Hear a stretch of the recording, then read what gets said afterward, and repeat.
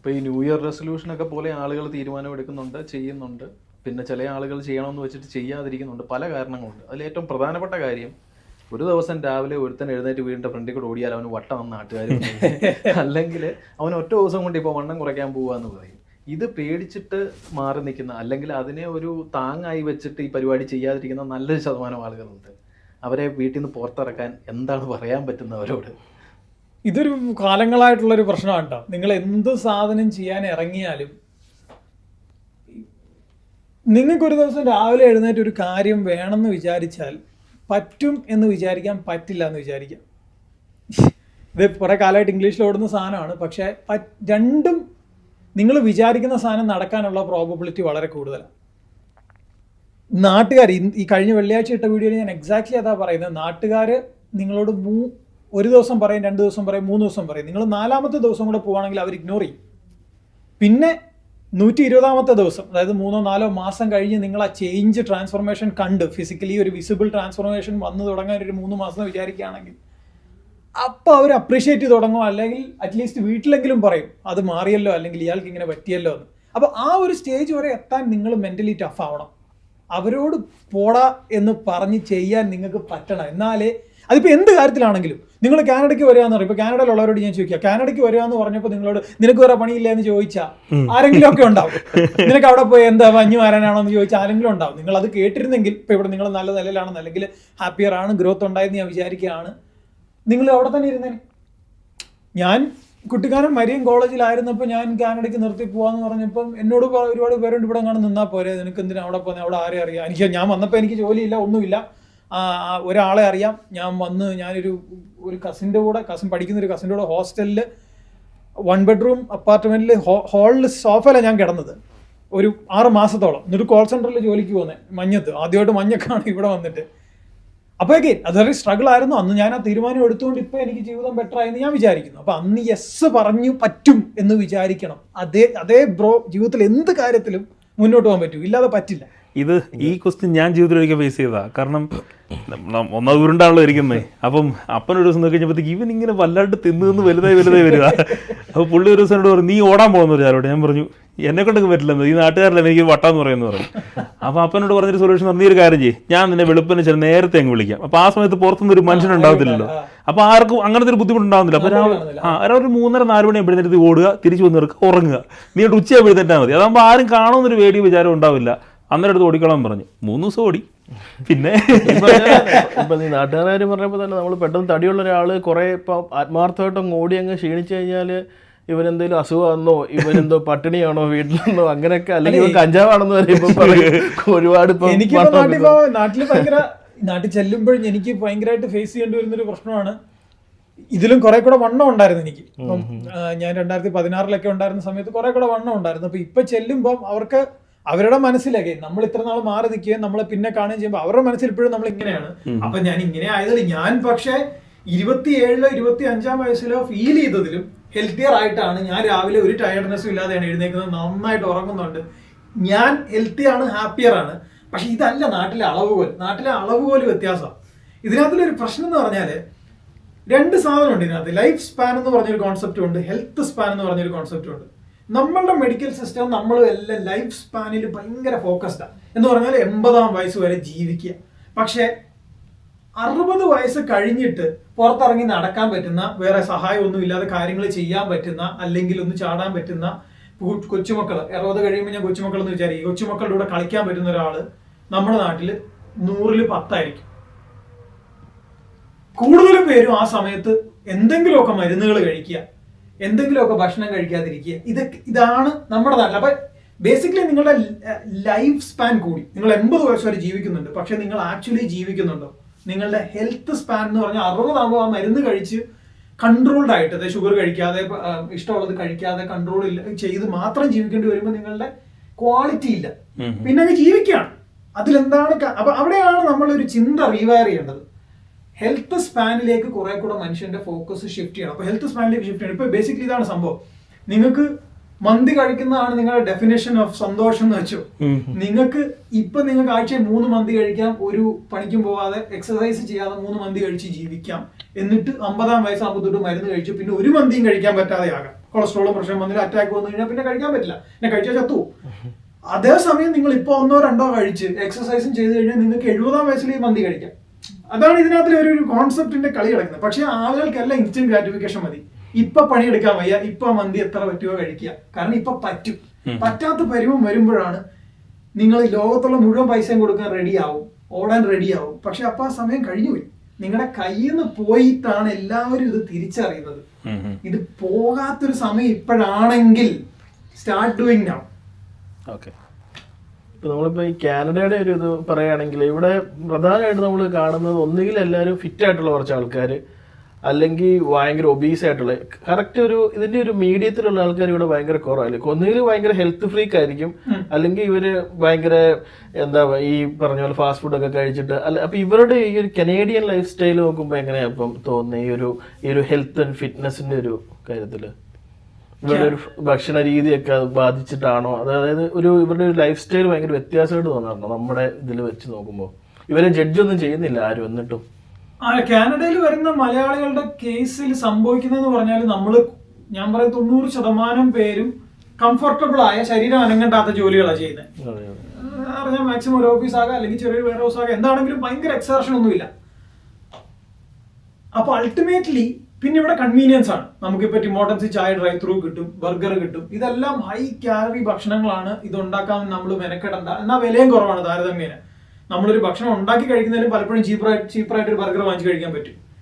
അങ്ങനെ ഒരു സിസ്റ്റത്തിൽ ജീവിക്കുമ്പോൾ ഒരു പ്രശ്നം, നിങ്ങൾ പ്രോആക്റ്റീവായിട്ട് ഇത് ശ്രദ്ധിച്ചില്ലെങ്കിൽ വളരെ പെട്ടെന്ന് കൈവിട്ടു പോകും. പിന്നെ ഇവിടുത്തെ മെഡിക്കൽ കണ്ടീഷൻ നിങ്ങൾക്ക് അറിയാലോ. ഈ രാജ്യത്ത് ലൈഫ് ത്രെട്ടണിങ് ആയ അസുഖങ്ങളല്ലാതെ, അതായത് നിങ്ങളെ വണ്ടി ഇടിച്ചു, നിങ്ങൾ പുറത്തുനിന്ന് വീണു, ഇതൊന്നും പ്രശ്നമില്ല, അവർ ട്രീറ്റ് ചെയ്യും. ലൈഫ് സ്റ്റൈൽ അസുഖങ്ങൾ വരാൻ ഏറ്റവും മോശമായ ലോകത്തിലെ സിസ്റ്റത്തിലൊന്നാണ് ഇപ്പൊ കാനഡ. കാരണം നിങ്ങൾക്ക് ഡയബറ്റിക്സ് ഒന്നും അല്ലെങ്കിൽ കൊളസ്ട്രോൾ ഒന്നും, ഇതിനെല്ലാം റെഗുലർ ട്രീറ്റ്മെന്റ് വേണം. അല്ലെങ്കിൽ നിങ്ങൾക്ക് ഒരു ഹാർട്ട് അറ്റാക്ക് വന്നാൽ അവർ ട്രീറ്റ് ചെയ്യും. പക്ഷെ നിങ്ങൾക്കൊരു ഓൺഗോയിങ് ആ ഒരു സാധനം, ലൈഫ് ത്രെട്ടണിങ് അല്ലാത്തൊരു ബുദ്ധിമുട്ട് വരുന്നത് ഇവിടെ വളരെ അൺകംഫർട്ടബിൾ ആണ്. കാരണം ട്രീറ്റ്മെന്റ് കിട്ടാൻ പാടില്ല. നിങ്ങൾക്ക് ഇപ്പൊ നാട്ടിലാണെങ്കിൽ നിങ്ങൾക്ക് ഒരു മൈനർ ഡിസ്കംഫർട്ട് വരുമ്പോൾ തന്നെ അവിടെ പോയി ഡോക്ടറിനെ കാണാം. ഇവിടെ എന്ന് പറഞ്ഞാൽ മൈനർ ഡിസ്കംഫർട്ടിന് ചെല്ലുമ്പോൾ അവരത് ട്രീറ്റ് ചെയ്യുന്നില്ല ബേസിക്കലി. അപ്പൊ നിങ്ങൾക്ക് അവിടെ ട്രീറ്റ്മെന്റ് ഇല്ലാത്തൊരു സാഹചര്യമാണ്. അപ്പൊ അൾട്ടിമേറ്റ്ലി നിങ്ങളുടെ ഏറ്റവും നല്ല ബെസ്റ്റ് ബെറ്റ് എന്താണ്? ഇപ്പൊ വർക്ക് ചെയ്യുക, ഇപ്പം എക്സസൈസ് ചെയ്യുക, make sure that you are healthy. അതായത് 60-ാം വയസ്സിലും ആരോഗ്യം ഉണ്ടാവണം, ലൈഫ് സ്റ്റൈൽ ഡിസീസസ് പിടിക്കാതിരിക്കുക. അതാണ് ഇവിടെ ചെയ്യേണ്ട ഒരു കാര്യം എന്ന് ഞാൻ വിചാരിക്കുന്നു. കാനഡയിൽ ഇപ്പം ഓടുന്ന കാര്യം പറയുമ്പോൾ ഇവിടുത്തെ വെതർ നമ്മൾ പറഞ്ഞ പോലെ തന്നെ ഭയങ്കര ചലഞ്ചിങ് ആയിട്ടുള്ള വെതറാണ്. അപ്പോൾ നമ്മൾ പറയാറുണ്ട് ചില പുറത്തൊക്കെ ഇറങ്ങുമ്പോൾ നമ്മുടെ ചില ഡ്രസ്സിങ് ഒക്കെ കണ്ടിട്ട് കനേഡിയൻസ് പറയാറുണ്ട് നിങ്ങൾക്ക് പ്രായമാകുമ്പോൾ ആർത്രൈറ്റിസ് വരും, പുറത്തുനിന്ന് ഇറങ്ങി തണുപ്പത്ത് ഇങ്ങനെ നടക്കരുതെന്നൊക്കെ. അപ്പോൾ ഈ ഓടുക അല്ലെങ്കിൽ ഇതുപോലത്തെ ഈ ഔട്ട്ഡോർ ആക്ടിവിറ്റീസ് ചെയ്യുമ്പോൾ നമ്മൾ പ്രധാനമായിട്ട് കാനഡ പോലുള്ള രാജ്യങ്ങളിൽ ശ്രദ്ധിക്കേണ്ട കാര്യങ്ങൾ എന്തൊക്കെയാണ്?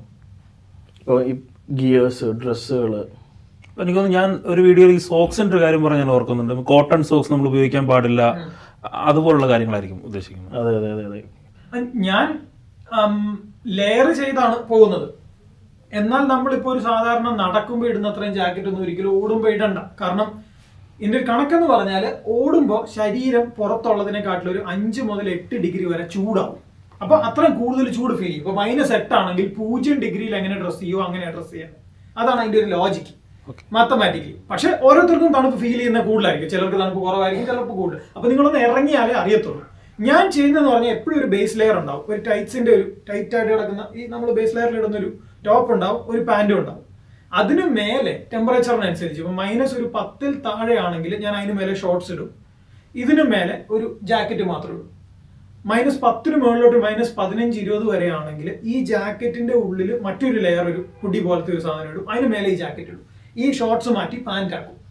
ഇതിൽ മൊത്തം ഞാൻ -20 വരെ ഓടിയിട്ടുണ്ട്. നമുക്ക് മാനേജ് ചെയ്യാവുന്നതേ ഉള്ളൂ. പിന്നെന്ന് പറഞ്ഞാൽ ഇത് ഓടുമ്പോൾ ശരീരം ചൂടാവുകയാണല്ലോ. അപ്പൊ അതുകൊണ്ട് ഓട്ടോമാറ്റിക്കലി നമ്മളൊരു കംഫർട്ട് പോയിന്റ് കണ്ടുപിടിക്കും. പിന്നെ ഇതില് ഒരുപാട് പേരൊന്നും ഞാൻ മഞ്ഞത്തിറങ്ങി പുറത്ത്, അതിനകത്ത് റിസ്കുകളുണ്ട് മഞ്ഞത്തിറങ്ങി ഓടുന്നതിൽ. ഓടണമെന്നും ഞാൻ പറയുന്നില്ല. നിങ്ങൾക്ക് സ്റ്റാർട്ടിംഗ് പോയിന്റിൽ ചെയ്യാൻ പറ്റുന്നത് ജിമ്മിൽ പോയി 10 മിനിറ്റ് ഓടുന്നതാണെങ്കിൽ അത് മതി. ജിമ്മിൽ ട്രെഡ്മില്ല് ചെയ്യാൻ പോയാൽ അത് കംപ്ലീറ്റ്ലി ഓക്കെയാണ്. പുറത്തിറങ്ങി ഓടണമെന്നില്ല. പുറത്തിറങ്ങി ഓടുന്നത് എനിക്ക് മോർ മെന്റലാണ്. -20 ഓടുക എന്നുള്ളത് എനിക്കൊരു മെന്റൽ വിന്നാണ്. എനിക്കിപ്പോ പറ്റില്ല. അപ്പൊ രാവിലെ എഴുന്നേൽക്കുമ്പോൾ സ്നോ സ്റ്റോം. അപ്പൊ എനിക്ക് തോന്നി, ഈ തണുപ്പത്ത് എങ്ങനെയാ ഓടുന്നത്. അപ്പൊ ഞാൻ പുഷ് ചെയ്തത് ചെയ്യാൻ നോക്കും. അതിനകത്തൊരു മെന്റൽ ഇതുണ്ട്. ഈ പോഡ്കാസ്റ്റിലൊക്കെ ആൻഡ്രൂ ഹ്യൂബർമാൻ എന്നൊക്കെ പറയുന്ന ആളൊക്കെ പറയുന്ന പോലെ ആന്റീരിയർ മിഡ് സിംഗുലേറ്റ് കോർട്ടക്സ് എന്ന് പറഞ്ഞൊരു ഏരിയ ഉണ്ട് ബ്രെയിനിൽ. അത് ബേസിക്കലി എങ്ങനെയാണെന്ന് പറഞ്ഞാൽ പറ്റില്ല എന്ന് തോന്നുന്ന ബുദ്ധിമുട്ടുള്ള കാര്യങ്ങൾ ചെയ്യുമ്പോഴാണ് അത് വളരുന്നത്. അത് പക്ഷെ വളരുന്നത് എല്ലാ കാര്യത്തിലും ബാധകം.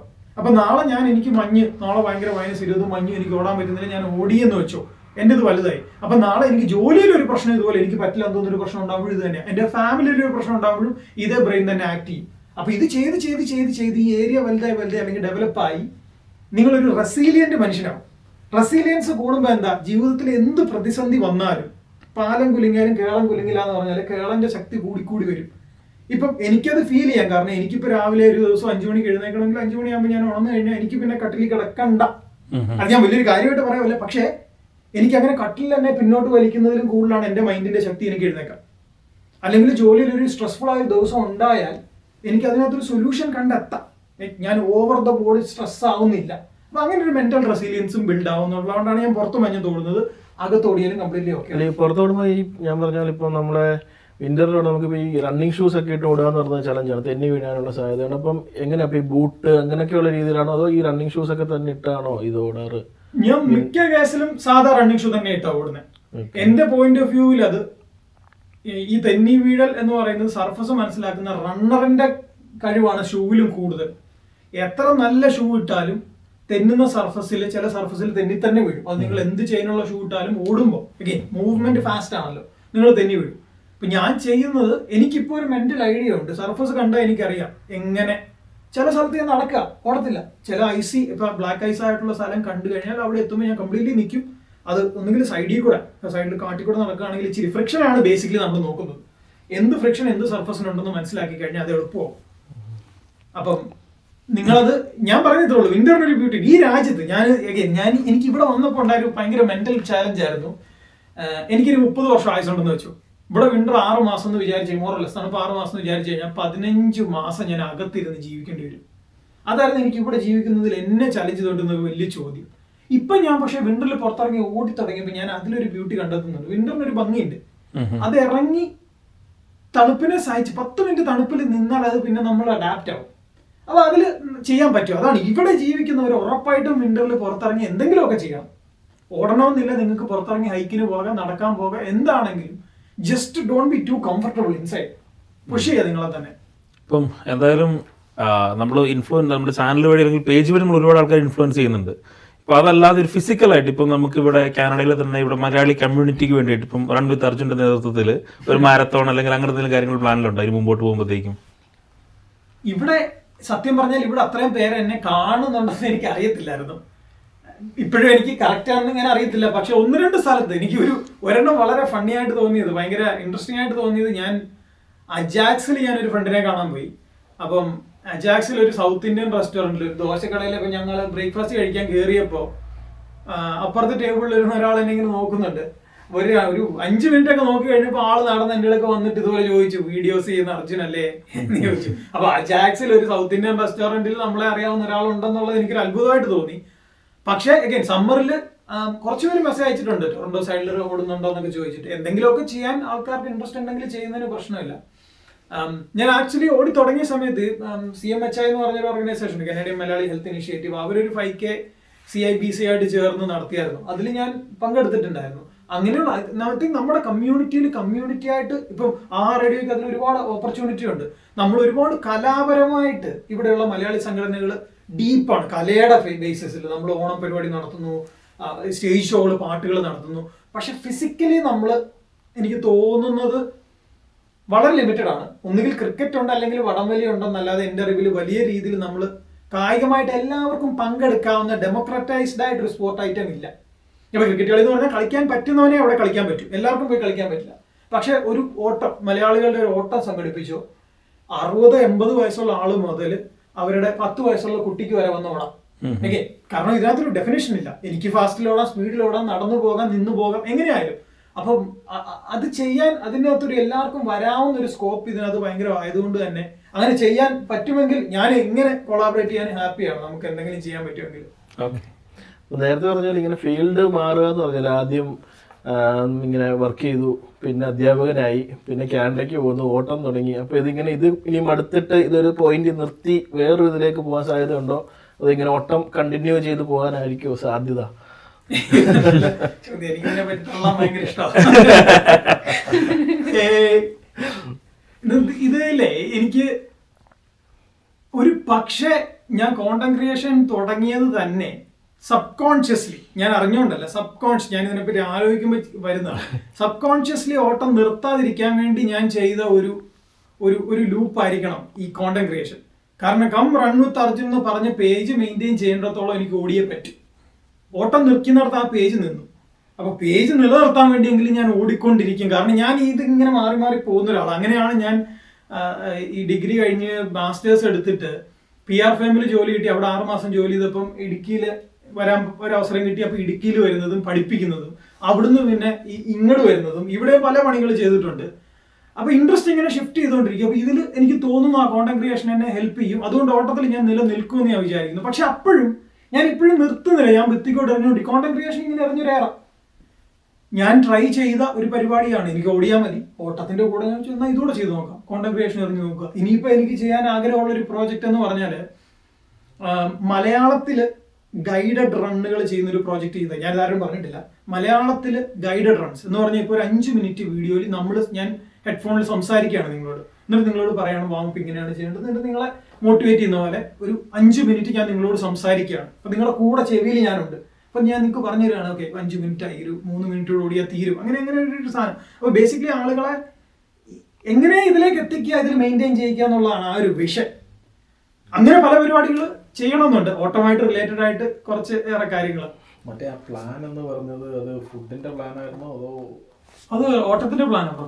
അത് ബേസിക്കലി മൺഡേ ടു സൺഡേ എല്ലാ ദിവസവും എന്താ ചെയ്യുന്നത്. ബേസിക്കലി ആളുകൾ എന്താണ് ഇത് ചെയ്യാത്തതിന്റെ കാരണം എന്ന് പറഞ്ഞാൽ അവർക്ക് ഇത് 2 ദിവസം ചെയ്ത് കഴിഞ്ഞാൽ പിന്നെ സംശയമാണ്, അയ്യോ ഇത് മതിയോ. ഇപ്പൊ ജിമ്മിൽ പോകുമ്പോഴാണെങ്കിലും ബേസിക് 10 എക്സസൈസ് പഠിച്ചു വെച്ച് അതിൽ പ്രോഗ്രസീവ് ഓവർലോഡ് ചെയ്താൽ നിങ്ങൾക്ക് നല്ല വേൾഡ് ക്ലാസ് ആയിട്ട് നിങ്ങൾക്ക് ഹെൽത്തി ആയിട്ട് ബോഡി ഉണ്ടാക്കാം. പക്ഷെ ആളുകൾ അപ്പോൾ ഇങ്ങനെ പിടിക്കണോ എന്നൊക്കെ ആലോചിച്ച് കൺഫ്യൂഷൻ ആവാണ്. അവിടെയാണ് ഈ പ്ലാനിന്റെ ഒരു പ്രത്യേകത. കാരണം നിങ്ങൾ രാവിലെ എഴുന്നേറ്റ് ഈ സാധനം നോക്കി ഇന്ന് ചെയ്യേണ്ടത് ഇതാണ്, ഇത് മാത്രമേ ഉള്ളൂ, ഫോക്കസ്ഡ് ആയിട്ട്. ഇപ്പൊ മൺഡേ രാവിലെ ഇത്ര ഓട്ടം, ട്യൂസ്ഡേ സ്ട്രെങ്ത്, കഴിഞ്ഞു പരിപാടി. അതാണ് പ്ലാൻ ബേസിക്കലി ഫുഡല്ല. മൺഡേ ടു സൺഡേ എന്താണ് എക്സസൈസിന് ചെയ്യേണ്ടത്, അങ്ങനെ 22 ആഴ്ചത്തെ മൺഡേ ടു സൺഡേ. സോ നമ്മൾ സംസാരിച്ച് ഒരുപാട് മുമ്പിലേക്ക് പോയി. ഇമ്പോർട്ടൻറ്റ് ക്വസ്റ്റ്യൻ കൂടെ ചോദിച്ചാൽ നമുക്ക് പറയുക വൈൻഡപ്പ് ചെയ്യാം. സോ ഇത്രയും നാള് പല മേഖലകളിൽ പല കാര്യങ്ങൾ ചെയ്തു. ഇപ്പോൾ കറന്റ്ലി കോണ്ടന്റ് ക്രിയേറ്ററായും റണ്ണറായിട്ടും എല്ലാം നിൽക്കുകയാണ്. ഏറ്റവും വലിയൊരു അച്ചീവ്മെന്റ് ആയിട്ട് കൺസിഡർ ചെയ്യുന്ന കാര്യം എന്താണ്? ഈ പേജ് തുടങ്ങിയതിൽ എനിക്ക് മറ്റുള്ളവരിലുള്ള ഒരു ഇമ്പാക്റ്റ് ആണ്. ഞാൻ വിചാരിക്കുന്നത് നിങ്ങൾ ജീവിച്ച ജീവിതത്തിന്റെ വലിപ്പം എന്ന് പറയുന്നത് നിങ്ങൾക്ക് മറ്റുള്ളവരുടെ ജീവിതത്തിൽ എങ്ങനെ ഇൻഫ്ലുവൻസോ ഇമ്പാക്റ്റോ ചെയ്യാവുന്നതാണ്.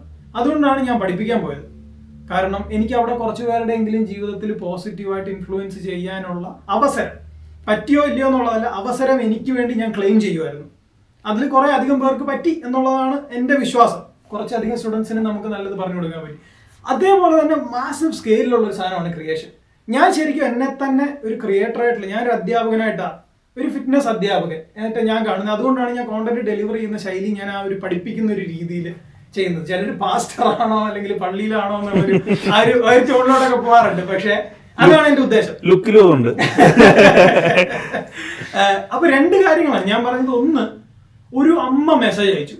ആ അമ്മയുടെ മോള് 7 വയസ്സുള്ള മോള് ഒരു അത്ലറ്റ് ആണ്, സ്കൂളിൽ ഇച്ചിരി സ്പോർട്സിലൊക്കെ പാർട്ടിസിപ്പേറ്റ് ചെയ്യുന്നു. ആ റണ്ണിങ് ഫോമിന്റെ വീഡിയോ കണ്ടിട്ട് അവർ കുറച്ച് ഭയങ്കരമായ ഡിഫറൻസസ് ഫോമിൽ മാറ്റം വരുത്താൻ പറ്റി. അപ്പോൾ ആ കുട്ടിക്ക് ഒരു ആഴ്ച അത് ചെയ്തപ്പം ഭയങ്കര വ്യത്യാസമുണ്ട് പെർഫോമൻസിൽ. ഇത് ആക്ച്വലി മെഷർ ചെയ്യാമല്ലോ നമ്പേഴ്സ് വെച്ചിട്ട്. അപ്പോൾ ആ അമ്മ എനിക്ക് മെസ്സേജ് അയച്ചു, ഇതുപോലെ അതൊരു ഭയങ്കര ഇമ്പാക്റ്റ് ഉണ്ടായി ആ കുട്ടിക്ക്, വളരെ പോസിറ്റീവായിട്ട്. അതെനിക്ക് ഭയങ്കര സന്തോഷം തോന്നി. അതൊരു ഭയങ്കര പ്രൗഡായിട്ടുള്ള ഒരു മൊമെന്റ് ആയിരുന്നു. പിന്നെ ഈ SSC GD പരീക്ഷ, ഈ ആർമിയുടെ സെലക്ഷന്റെ പരീക്ഷയിൽ നമ്മൾ അതിന്റെ കുറെ ടിപ്പ് ചെയ്തിട്ടുണ്ട്. അതിൽ ഒരുപാട് പേര് അത് യൂസ് ചെയ്തിട്ട് അവർക്ക് ഇപ്പം പ്ലേസ്മെന്റ് ആയ ഒത്തിരി പേര് മെസ്സേജ് അയച്ചു. അവരുടെ ട്രെയിനിങ് സ്റ്റാർട്ട് ചെയ്തു. അവരുടെ ജീവിതം ബേസിക്കലി അവർ ക്ലൂലെസ് ആയിരുന്നു, എന്ത് ചെയ്യണമെന്ന് അറിയില്ലായിരുന്നു. അവരുടെ ജീവിതം പക്ഷേ ഈ ജോലി അവർക്ക് കിട്ടി. അവരുടെ ജീവിതം ഒരു ട്രാക്കിലായി. അവരത് ചെയ്യുമോ ഇല്ലയോ വട്ടവർ, പക്ഷെ അവർക്ക് ഒന്നും ക്ലൂലെസ് ആയിരുന്നു, അവർക്കൊരു ട്രാക്കിലാവാൻ പറ്റി. അതിലൊക്കെ ചെറിയൊരു ഇമ്പാക്റ്റ് ഉണ്ടാക്കാൻ പറ്റി തന്നെയാണ് ഏറ്റവും വലിയ കാര്യമായിട്ട് കരുതുന്നത്. അതുപോലെ എനിക്ക് തോന്നുന്നു റെക്കഗ്നീഷൻ കിട്ടാതെ പോയൊരു മലയാളി റണ്ണറിന് എനിക്ക് തോന്നുന്നു ഇൻസ്റ്റാഗ്രാമിലെ ഒരു പോസ്റ്റിലൂടെ വലിയൊരു റെക്കഗ്നീഷൻ കിട്ടുകയും അദ്ദേഹം തിരിച്ച് കോൺടാക്ട് ചെയ്യുകയൊക്കെ ചെയ്തതിൻ്റെ ഒരു റീൽ ഞാൻ കണ്ടായിരുന്നു. അപ്പോൾ അതിനെക്കുറിച്ചും കൂടി ഒരു ഡെഫിനറ്റ്ലി ജീനോ ആന്റണി എന്ന് പറഞ്ഞ മലയാളി, തിരുവനന്തപുരത്തുകാരൻ, ഫ്രാൻസിൽ നടന്ന കോമ്പറ്റീഷൻ, കഴിഞ്ഞ ഒക്ടോബറിൽ നടന്ന കോമ്പറ്റീഷൻ 24 മണിക്കൂറിൽ 265 കിലോമീറ്റർ ഓടി. 24 മണിക്കൂറിൽ 265 കിലോമീറ്റർ ഓടി എന്ന് മലയാളികളാരും എനിക്ക് ഈ റെയിലിന് മുമ്പ് നമ്മളാരും കേട്ടിട്ട് പോലും ഇല്ല. ഞാൻ ഒരെണ്ണം കേട്ടിട്ടുണ്ട്, ബോബി ചെമ്മണ്ണൂർ. അങ്ങനെയൊക്കെയുള്ള ഫാൻസി കാര്യങ്ങളൊക്കെ, ഇതുപോലുള്ള റിയൽ കാര്യങ്ങൾ നമ്മൾ അറിയുന്നേയില്ല. അപ്പൊ ഇത് വലിയൊരു, അപ്പൊ അതിനെ കുറിച്ച് കൂടുതൽ അദ്ദേഹത്തിന് പറഞ്ഞാലേ പുള്ളി ഇത് ചെയ്തിട്ട് ഒരു മീഡിയ ആരും കവർ ചെയ്തില്ല, ഒരു ഇൻഫർമേഷനും പുറത്തു വന്നില്ല. അപ്പൊ ആ ഒരു അവസരത്തിൽ ഞാനിത് കേൾക്കുന്നതും അങ്ങനെ ഒരു വീഡിയോ ചെയ്യുന്നത്, അപ്പൊ അതിലൊരു വലിയ സന്തോഷം എന്താന്ന് പറഞ്ഞാൽ പുള്ളിക്ക് അത് ചെയ്തതിന് ശേഷം ഒരുപാട് യൂട്യൂബ് ചാനലുകളിൽ ഇന്റർവ്യൂ വന്നു, TV ചാനലുകൾ വന്നു, News 18 പോലെ TV ചാനലുകൾ വന്നു, ഓൾ ഇന്ത്യ റേഡിയോ, ആകാശവാണിയിൽ നിന്ന് പുള്ളിയെ ഒരു മലയാളം ഇന്റർവ്യൂ ചെയ്തു. അദ്ദേഹത്തിന് ഫോളോവേഴ്സിന്റെ എണ്ണം 1000-ൽ കടന്നത് ഇപ്പൊ 25,000-ലോട്ട് എത്തി. ഒരുപാട് ക്രിയേറ്റേഴ്സ് വീഡിയോ ചെയ്തു. അദ്ദേഹത്തിന് ഒരു സ്പോൺസർഷിപ്പ് കിട്ടി. അതാണ് ഇതിനകത്തിലെ ഏറ്റവും സ്ഥായിയായ കാര്യം എന്ന് പറഞ്ഞാൽ ഒരു കമ്പനി അദ്ദേഹത്തിനെ സ്പോൺസർ ചെയ്യുന്നുണ്ട് ഇപ്പോൾ. അപ്പൊ അങ്ങനെ പുള്ളിയുടെ ലൈഫും അത്ലറ്റിക് കരിയറും മാറി അതിലേക്ക് പുള്ളിയുടെ അച്ചീവ്മെന്റ് ആണ് അതിൽ ഏറ്റവും വലിയ കാര്യം. പക്ഷെ എന്റെ വീഡിയോയിലൂടെ കുറെ പേര് കണ്ടതിലും ഭയങ്കരമായ സാറ്റിസ്ഫാക്ഷൻ ഉണ്ട്. അപ്പൊ ഞാൻ ഹാപ്പിയാണ് ഇപ്പൊ ജീവിതത്തില് ഫുൾഫിൽമെന്റ് ഫീൽ ചെയ്യുന്നുണ്ട് ഇപ്പൊ എനിക്ക്. ആസ് എ പേഴ്സൺ ഞാൻ ജോലി ചെയ്യുന്നതല്ല, ജീവിക്കുന്നതല്ലാതെ ഇതിൽ നിന്ന് എനിക്ക് അതിഭയങ്കരമായ ഒരു ഫുൾഫിൽമെന്റ് കിട്ടുന്നുണ്ട്. ഒരു ഇമ്പാക്ട് നമുക്ക് ഉണ്ടാക്കാൻ പറ്റുന്നുണ്ടല്ലോ എന്ന് വിശ്വസിക്കുന്നു. അച്ചീവ് ചെയ്യാൻ പറ്റാത്ത ഒരു കാര്യം ഇല്ല. കാരണം ഞാൻ ഒരു റീവയറിംഗ് ഒക്കെ ഞാൻ ശ്രമിച്ചുകൊണ്ടിരിക്കുക. പറ്റിയതിന്റെ എണ്ണം ഇപ്പൊ ഇതുവരെ വളരെ കൂടുതലാണ്. അപ്പൊ അതിൽ ഫോക്കസ് ചെയ്തുകൊണ്ടിരിക്കുക. പേഴ്സണലി പറ്റാത്തത് ഇപ്പൊ കഴിഞ്ഞ കൊല്ലം എനിക്ക് ഇപ്പം ഒട്ടം ഒരു കോമ്പറ്റീഷൻ ആണല്ലോ, മാരത്തോണിൽ എനിക്ക് കഴിഞ്ഞ വർഷം 3 മണിക്കൂർ 20 മിനിറ്റിൽ താഴെ ഒരു മാരത്തോൺ ഓടണമെന്നുണ്ടായിരുന്നു. അത് കഴിഞ്ഞ വർഷം പറ്റിയില്ല. 3 മണിക്കൂർ 30 മിനിറ്റിലാണ് ഓടിയത്. ഈ വർഷം 2026 3 മണിക്കൂർ 20 മിനിറ്റ് താഴെ അത് ഓടണം എന്ന ആഗ്രഹമുണ്ട്. അത് നടക്കാനുള്ള ഒരു കാര്യമാണ്. പക്ഷേ അതൊരു പ്രോസസ്സാണ്. അത് ചെയ്തുകൊണ്ടേയിരിക്കുന്നു, പ്രാക്ടീസ് ചെയ്യുന്നു, അതിനടുത്തേക്ക് എത്തുന്നു, അതിൽ വിൻ ചെയ്യാൻ നോക്കുന്നു, അങ്ങനെ മുന്നോട്ട് പോകുന്നു. പിന്നെ കോണ്ടന്റ് ക്രിയേഷനിൽ ഒരുപാട് പേരെ ഇൻഫ്ലുവൻസ് ചെയ്യണം, കുറെ അധികം പേരെ ഓട്ടത്തിലേക്ക് എത്തിക്കണം എന്ന ആഗ്രഹമുണ്ട്. കൂടുതലും മലയാളികളെയാണോ ഉദ്ദേശിക്കുന്നത് അതോ പാൻ ഇന്ത്യൻ ആവാനുള്ള? അതൊരു നല്ല ചോദ്യമാണ്. ഇത് ഞാൻ ആലോചിച്ചതാ. ഞാനിവിടെ വന്നിട്ട് 7 കൊല്ലമായി. ഞാൻ സെയിൽസിലാണ് ഞാൻ മോസ്റ്റ്ലി ജോലി ചെയ്തിട്ടുള്ളത്, മാർക്കറ്റിംഗ് ആൻഡ് സെയിൽസ്.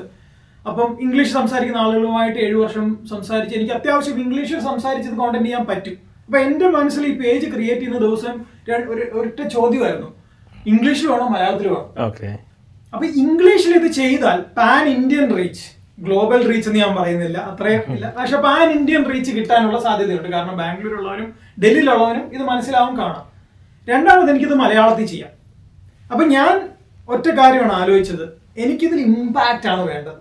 എനിക്ക് നമ്പേഴ്സ് അല്ല വേണ്ടത്, പരപ്പല്ല വേണ്ടത്, ആഴമാണ് വേണ്ടത്. ഞാൻ മലയാളത്തിൽ ഒരാളുടെ മദർ ടങ്ങിൽ, ഞാൻ ഇപ്പോഴും മലയാളത്തിൽ ചിന്തിച്ച് ഇംഗ്ലീഷിൽ പറയുന്ന ഒരു മനുഷ്യനാണ്. അപ്പൊ നമ്മളെല്ലാവരും അങ്ങനെയാണെന്ന് വിചാരിക്കുന്നു. അപ്പൊ മലയാളത്തിൽ പറയുമ്പോൾ അതിനുള്ള ഇമ്പാക്റ്റ് ഇംഗ്ലീഷ് പറയുമ്പോൾ ഇല്ല. എനിക്ക് വേണ്ടത് മലയാളത്തിൽ പറഞ്ഞ് നിങ്ങളെ കൺവിൻസ് ചെയ്ത് നിങ്ങളെ ഇതിലെ ചെയ്യിക്കുക എന്നുള്ളതാണ്, നിങ്ങളുടെ ജീവിതം മാറ്റുക എന്നുള്ളതാണ്. അതുകൊണ്ട് തന്നെയാണ് മലയാളം ചൂസ് ചെയ്തത്. അതുകൊണ്ട് എനിക്കറിയത്തില്ല റീച്ച് ആക്ച്വലി എനിക്ക് തോന്നുന്നു മലയാളത്തിൽ ചെയ്തുകൊണ്ട് ആഴത്തിൽ ഇമ്പാക്ട് ഉണ്ടായതുകൊണ്ട് റീച്ച് വളരെ പെട്ടെന്ന് കൂടിയെന്നാണ്. കാരണം ഇംഗ്ലീഷിൽ ക്രിയേറ്റ് ചെയ്തത് കൊണ്ട്, പ്രത്യേകിച്ച് ആഴത്തിൽ പോകാത്തത് കൊണ്ട് നമുക്ക് അത്ര ബെനിഫിറ്റ് ഉണ്ടാവും ഞാൻ വിചാരിക്കുന്നില്ല. പോകാൻ പറ്റി, കാരണം ആഴത്തിൽ ആളുകളിലേക്ക് റീച്ച് ചെയ്യാൻ പറ്റിയെന്ന് വിചാരിക്കുന്നു. അടുത്തൊരു തലത്തിലേക്ക് പോകുമ്പോൾ ഇത് ഇംഗ്ലീഷിലും കൂടി ആക്കി കുറച്ചും കൂടി വൈഡർ ഓഡിയൻസിലേക്ക് പോകാൻ പ്ലാൻ ഉണ്ടോ എന്ന്? സമയത്തിന്റെ പ്രശ്നമുണ്ട്. ജോലിയും ചെയ്ത് ഫാമിലി നോക്കി എല്ലാം കഴിഞ്ഞിട്ട് ഇതുകൂടെ ചെയ്യുമ്പോഴത്തേക്ക് നമുക്ക് തീരെ സമയത്തിന്റെ പ്രശ്നമുണ്ട്. അതാണ് 2 രീതി ചെയ്യുന്നതിന്റെ. പക്ഷെ യൂട്യൂബിൽ കുറച്ചുകൂടെ ലോങ്ങർ ഫോം വീഡിയോ ഇടണമെന്നുണ്ട്, അതൊരു പ്ലാനാണ്. അപ്പൊ കുറെ കൂടി ഇൻസ്ട്രക്ഷണൽ ആയിട്ട് ചെയ്യാമെന്ന് വിചാരിക്കുന്നു. അങ്ങനെ 1-2 പദ്ധതികളുണ്ട്. പിന്നെ ഈ പറഞ്ഞ പോലെ ഗൈഡഡ് റണ്ണും പരിപാടികളും അങ്ങനെയാണ് വിചാരിക്കുന്നത്. അപ്പൊ എങ്ങനെ നാളത്തെ ഓടുമല്ലേ? ഞാൻ ഓട്ടോ ഇപ്പോഴും ഓടുന്നുണ്ട്, ജിമ്മാണ് കൂടുതൽ ചെയ്യുന്നത്. ഇത് ശരിക്കും എന്നോടാ തിരിച്ചു ചോദിക്കട്ടെ. അപ്പം ഞാൻ നന്നാവുമെന്ന് പ്രതീക്ഷിക്കാല്ലേ? അങ്ങനെ പോയിന്റ് ചെയ്യാം. അർജുൻ ഓടട്ടെ, ഇതുപോലെ ലക്ഷക്കണക്കിന് ആൾക്കാരും ഇതുപോലെ ഫോളോവേഴ്സ് ആയിട്ട് കൂടെ കൂടി എല്ലാവരും ഓടട്ടെ. Thank you so much.